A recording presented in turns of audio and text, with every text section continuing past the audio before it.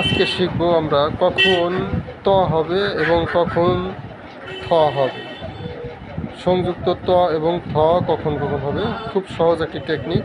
এই technique follow করলে সারা জীবনের জন্য আমাদের কাজে দেবে।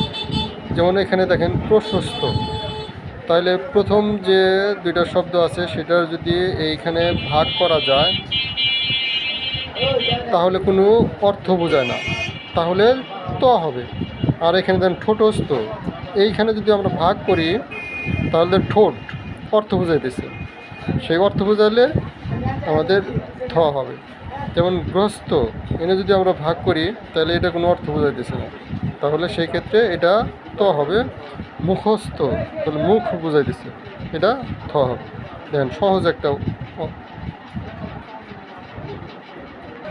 একটা টেকনিক। আবার এখানে আছে হলো অভ্যস্ত, এখানে যদি আমরা ভাগ করি তাহলে অভ্য কোনো অর্থ বোঝায় না।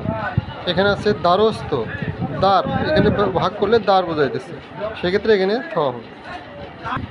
এখানে আছে অস্থ, এখানে যদি ভাগ করি তাহলে ও তে কোনো অর্থ বোঝায় না। কণ্ঠস্থ, দেখেন এখানে ভাগ করলে আমাদের কণ্ঠ বোঝাইতেছে, তাহলে এটা অর্থ বোঝাইতেছে, সেক্ষেত্রে এখানে ছয় থ হবে। তারপরে ব্যস্ত, ব্যস্তর এখানে যদি আমরা ভাগ করি ব্যতে কোনো শব্দ বোঝায় না বা অর্থ বোঝায় না। এখানে আছে গৃহস্থ, গৃহ, এইটুকু ভাগ করলে গৃহ বোঝাইতেছে, তাহলে এখানে ছয় থ হবে। ধন্যবাদ সবাই।